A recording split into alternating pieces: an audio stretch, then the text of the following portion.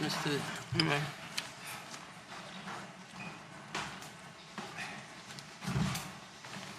Thank you, madam. Mr. Zungu, I'll take it from where my learned colleague, Mr. Ramsepele, ended.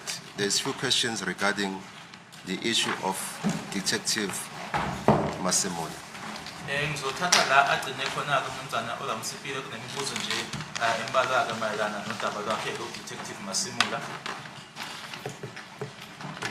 In your response, you told the court that you recognize that number that he used to call you as belonging to Sergeant Mohane. Impendulo yakho ithi-ke noma iqeda ukuthi-ke uthe uma ubuya umuva-ke usuyo-check-a leyo number wathola ukuthi kwakuyinamba kaMohane. Yebo. Yes, that's correct. When did you become to know that? Ukwazi nini lokho noma wakwazi nini lokho? Ukuqala kwami ukurecognize kwaba ivoice ngesikhathi sikhuluma noMhane noma inamba ngingakabisho ngayo.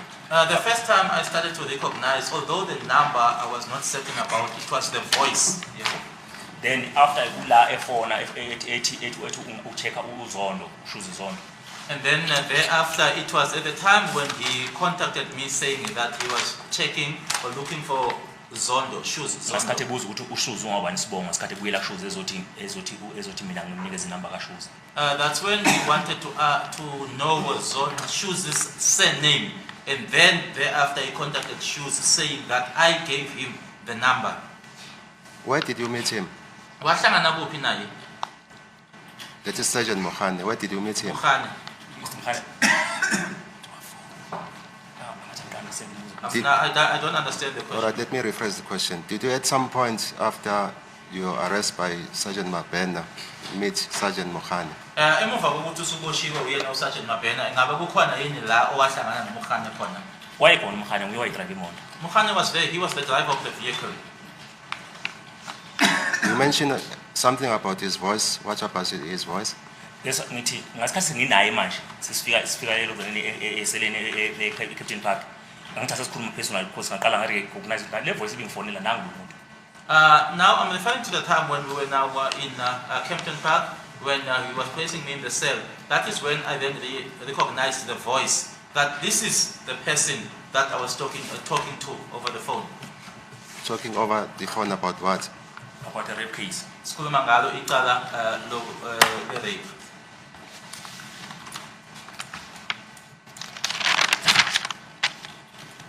Is it correct that you told this court that when you were arrested by Sergeant Mabena, you were not told the reason of your arrest? Ushilo yini, ingabe ushilo yini ukuthi kathi-ke uboshwa uyena uSergeant Mabena ukuthi isizathu sokuboshwa kwakho awuzange usitshele? Akangizitshela namhla ngisazi. I was not told up until today. I don't know the reason. During the interview with Brigadier Gininda, were you told that you were going to become a witness in this case? Ngesikhathi-ke kune-interview nayo Brigadier Gininda watshelwa yini ukuthi uzoba ufakazi kuleli cala? No. Cha, angizange ngitshele. Is it correct that as you have testified in this court as a defense witness, you have testified about facts which you have personally experienced? Ngabe kunjalo yini ukuthi nanjengoba wena-ke uthola ufakazi-ke la enkantolo ubizwe-ke i-defense ukuthi wena ukhuluma ngaloko wena okwenzeka kuwena okwaziyo? Yebo, ngikhuluma ngikwazi hayi ngikutshela ngumuntu noma. Yes, I'm testifying about personal experience, not something that I was told by someone. There is evidence before this court, Mr. Zungu, that on the 19th of June 2020, accused number 1 appeared before Colonel Rapatu for a statement. Kunobufakazi obukhona phambi kwale nkantolo ukuthi nge-19 zikaJune 2020 umsolo wokuqala waye wavela noma waya kuKolonel Rapatu unestatement ayosenza lapho. I'm sorry, my lord, accused number 2, not accused number 1. Angenze iphutha-ke hayi umsolo wokuqala owesibili. Subsequent. My apologies to Advocate Norman. My lord, the issue of accused number 2's confession before Colonel Rapadu did not arise out of cross-examination. This court pleases.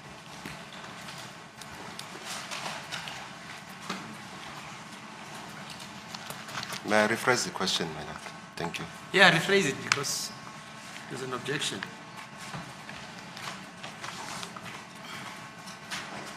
Brigadier Kininda told this court that after he had received the two statements that were made by accused number 2, he then commenced with his investigation based on those statements.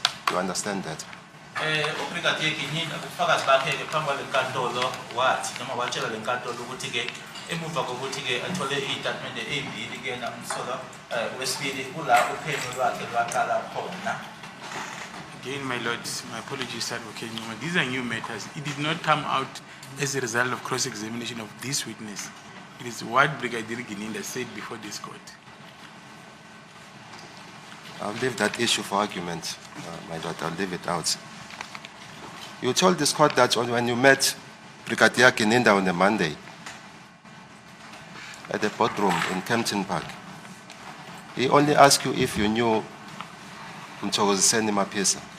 Is that correct? Utshelile ke lenkantolo ukuthi ke ukuhlangana kwakho noBrigadier Kininda eboardroom eKempton Park kumsombuluko wakubuza nje ukuthi uyamazi yini uMthokoziseni Mapisa? Yep. Yes. Did he question you about the role or roles that was played by Mthokoziseni Mapisa during the commission of the offense on the 26th of October 2014? Ingaba wakubuza yini noma wakuhloma yini imibuzo mayelana neqhaza ke elabanjwa kuyena ke uMthokoziseni Mapisa kwisigameko lesensenzeka ke noma ke okwenzeka nge-26 ka-October 2014? Cha, ngoba ngase ngitshela ukuthi angamazi. No, because I had already informed him that I don't know him. At that time of the questioning or the interview, did he tell you that accused number 4 was at Basutwini Hostel in Phosphorus with the accused on the 26th of October 2014? Ingabe ngalelo langa lelo ekuhlobeni noma ke le interview washo yini noma wakutshela yini yena ukuthi ke nge-26 ka-October 2014 accused number 4 waye laphayana eBasuthu Hostel kanye nabo abasolwa? Cha, asakhuluma lokho. No, he never said that. Is it correct, Mr. Zungu, that in your alleged statement, Exhibit ZZZ7 in bracket, it is not in your statement that you met the accused, that is all the accused, on the 26th of October 2014 or somewhere after September 2014? Ngabe kuyiqiniso yini ukuthi kulesi statement ekusola ukuthi ke noma ekuthiwa yesakho lese besifunda lana ke izolo ukuthi akukho la sishoyo khona ukuthi wahlangana nabo abasolwa ngo-October noma ke emva ko-September 2014? Akukho la sishoyo khona? Akukho. No way. Is it correct that it is not in your alleged statement, Exhibit ZZZ7 in bracket, that you met Constable Zungu after he had called you, you then thereafter met him at Carlton Center. You then proceeded to Basutini Hostel in Phosphorus. Ngikuqinisile yini ukuthi akukho lapha noma akubhaliwe kulesi statement lesi ekuthiwa yesakho ukuthi emuva kokuthi ke akufonele uConstable Zungu nahlangana eCarlton Center? Akunakhona mina yayikhuluma mina noMr. Zungu ukuthi sihlangane eCarlton Center. There was no call between myself and Constable Zungu to meet in Carlton Center. Is it further correct that in this alleged statement, Exhibit ZZZ7 in bracket, it is not stated that after you had arrived at Basutwini Hostel, it was Kwabeni who introduced the homeboys who were in the hostel to Constable Sizwe Zungu? Ngabe kuyiqiniso yini ukuthi kusona lesi statement akukho la khona ke ishoyo ukuthi kwakuugwabeni noma kwaba ugwabeni owayethula ke abakhaya kuyena uConstable Zungu lapha ehostel? Ake ngithi Mr. Nquma ngibe kanje. Let me put it like this, Mr. The Nquma. statement sikhuluma ngo-2014. The statement refers to Mina ngo-2014 2014. angaze ngibe seFosolwazi. I was never in Phosphorus in 2014. Into mina engiyaziyo nga-2017 futhi babengekho laba bantu laba. What I know of, it's with regards to 2017, and these people were not there Except Umuzi. except Muzi. Is it further correct that in your alleged statement, that is Exhibit ZZZ7 in bracket, it is not stated in that statement that at some point you saw accused number 1, 2, and 3 entering Gwabeni's room? Ingabe kuyiqiniso yini ukuthi kusona lesa statement lesiya akukho la ekubhalwe khona ukuthi kunesikhathi ke la khona wena ke wabona umsolo wokuqala, wesibili nowesithathu bengena egumbini lakhe uGwabeni? Ngiphinde ngibuye Mr. Nxumalo njengoba bengishilo. Again, Mr. Nxumalo, as I've indicated, Even indlu kaGwabeni today angiyazi. even up to today, I don't know Gwabeni's house. Is it correct that in this exhibit, that is Exhibit ZZZ7 in bracket, it is not stated there that after accused 1, 2, and 3 had entered Gwabeni's room, accused 4 and 5 followed thereafter? Ngiphinde futhi ke ngibuze ukuthi kuqiniswa yini ukuthi akukho akubhaliwe kusona le statement lesi ukuthi ke kangivalo ukuthi ubone umsolo wokuqala, owesibili nowesithathu bengena lapha ke lapho kwase kulandela ke umsolo wesine nowesihlanu ukuthi akukho lapha. Akukho kwesam statement. It is not in my statement.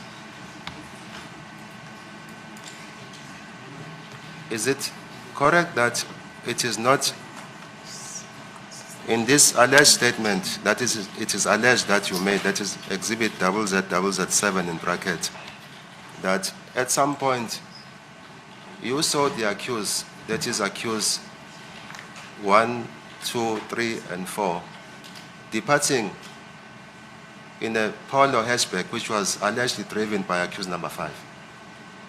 Nokuthi ke akukho kusona lesa statement obubuzwa ngaso la kushoyo noma ke ekubhaliwe ke khona ukuthi ke kunesikhathi la khona owabona umsolo wokuqala, owesibili, owesithathu kanye nowesine begibela ke noma ke bengena kwiPolo eyayishayelwa umsolo wesihlanu. Naleyo Polo okhuluma ngayo kangiyazi. Ngishilo nje lapho sinalapha enkantolo. Even the Polo you are referring to, I do not know about it, because I just heard about it being mentioned here in court. Is it also correct that it is not in Exhibit ZZZ7 in bracket that you then saw the said Polo hatchback returning into the hostel, the occupants of that vehicle being the accused before court? Ngabe kwayilona iqiniso yini ukuthi ke akubhaliwe noma akukho kusona lesi statement lesi la ekushiwoyo khona noma ebhaliwe khona ukuthi wase ubona yona le Polo le ekhulunywa ngayo ibuya nakuthi futhi abantu ababegibele kuyona kwakuyibona abasolo laba abaphambi kwenkantolo? Akukho lesi statement lokho. It's not contained in that statement. I have understood that you have constantly denied being at the hostel on the 26th of October 2014. Ngiyakuzwa ke noma ngizwileke ukuthi uphika ke nje ukuthi wena wawungekho ehostel nge-26 ka-October 2014. Angazi mina ngase hostel yasebesothwini nge-26 October 2014. I was never at Basuthwini hostel on the 26th of October 2014. The evidence of Constable Sizwe Zongo, which appears on the transcribed record of the 7th of September 2023, is to the effect that you were there. Ubufakazi buka Constable Zungu bango 7 September 2023 buthi wawukhona lapho. Ungamanga lapho bengishilo nasekuqaleni but engathanda ukusebenzisa igama lami ngoba uMrs Bana ngibona akungathi akekho comfortable ngalo. Those are lies. I said this even before, but I did not like or do not like to use the word lies because I noticed that Mr. Sibanda is not comfortable with the word. You yourself, do you know how this offense was committed? Wena ke sekubuza wena ukuthi ingabe uyazi yini ukuthi lokho noma igameko lesi senzeka kanjani? Angisazi ngangekho lapho mina. I don't know. I was not there. In the presence of Constable Zongo, did you hear anything about how the offense was going to be committed by the accused? Ingabe ekhona uConstable Zungu wezwa yini ukuthi lokhu noma isigameko lesi sasizokwenzeka kanjani noma sasizokwenziwa kanjani ibona abasolwa? Angeke ngizolutho vele ngoba ngangekho lapho mina. No, I would not have heard anything because I wasn't there.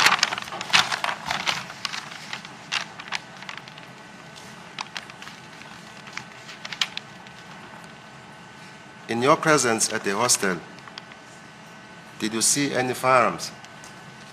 Ukhona wena ehostel sikhona ibhamu wayibona? Ngampunyaka mse. Which year, Mr. Nomado? In 2017, Ngo-27 umuntu wayephethe isibhamu wayedwa uConstable Zungu. In 2017, only one person was in possession of a firearm. It was Constable Zungu. Somsebenzi. It was an official firearm.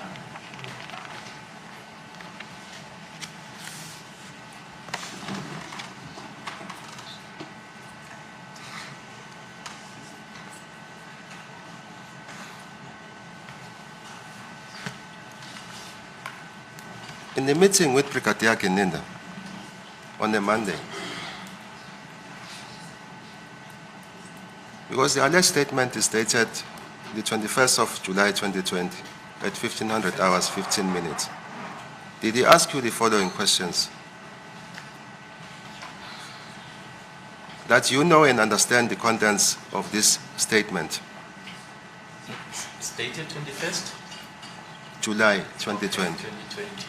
Kwi-statement lesike noma kumhlangano naye uBrigadier Geninda kuwumsombuluko i-statement lesike idate yakhona 21 July 2020. Ingaba wabuza yini imibuzo elandelayo ke ingaba uyasizwisisa usizwa kahle noma uyasiqonda ke i-statement lesi noma lokhu okubhaliwe kusona? Cha. No. Did he ask you if you have no objection into taking the prescribed oath? Wabuza yini ukuthi ke ngabe kukhona yini okuvimbayo noma unayo yini inkinga yokuthi ufunge? Cha, akazangibuza. No, he never asked me. Did he ask you if you consider the prescribed oath to be binding on your conscience? Wabuza yini ukuthi ke ingabe uyaqonda yini ukuthi ke ukufunga noma isifungo lesike osithathayo kuyisibophezelo kunembeza wakho? Akazangibuza. Never asked me. In the statement, Brigadier Geninda certified that the above statement was made before you, and that and that you, the deponent, has acknowledged that you know and understand the contents of this statement. This statement was sworn before you and before him and the deponent, that is you. Signature placed therein in his presence at Yeoville, Johannesburg, on the 21st of July 2020 at 1500 hours 15 minutes. Laphayana ke uyachaza ke uyasho ukuthi uyaqinisekisa ukuthi statement lesiyana senziwa phambi kwakhe nokuthi ke umuntu loyo ke owasenza noma ke owaye ayithatha kuyena ke istatement uyaqinisekisa ke ukuthi ke uyakuzwisisa ke lokhu okubhaliwe laphayana kusona istatement kwase kuyasayindwa ke yachazwa ke indawo kuseYeoville sabhalwa nesikhathi u1513 or 1515 indawo kuseYeoville. Angikwazi konke lokho mina, even eYeoville lekhuluma ngalo lapha ngiyazi. I know nothing about all of that, even the place that is mentioned there, Yeoville. I don't know the place. Do you know the Pretoria National Office? In National Of the Office, Pretoria, yes? NPA. NPA. The Pretoria National Office of the South African Police Service. In the head office of Mapuisa. Hayi angiyazi. No, I don't know.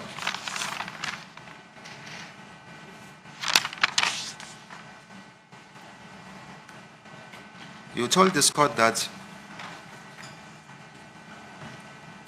in the boardroom there was Brigadier Geninda, Sergeant Mohola. Who else was there?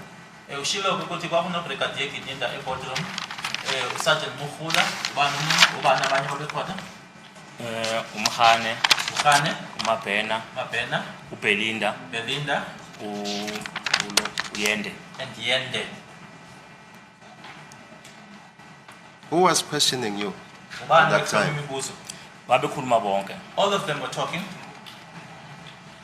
At the same time? Ngesikhathi esodwa. No, not ngesikhathi siyi-one but nje bonke babebuza ngokuhlukahlukana. No, not at the same time, but all of them were putting questions at different times.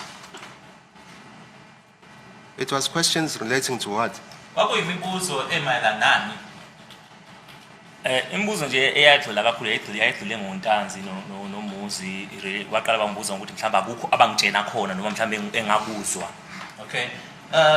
The questions were mostly based on Muzi and Ntanzi, and they were also asking me if there was nothing that they had told me or that I had heard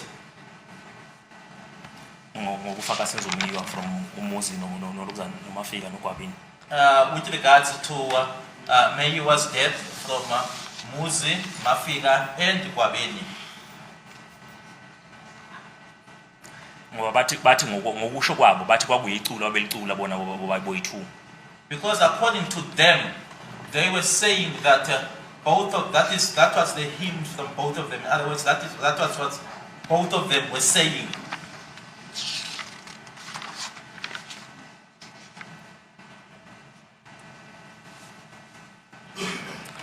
Thank you, my lord. May I approach the accused to verify if there is anything further? Thank you.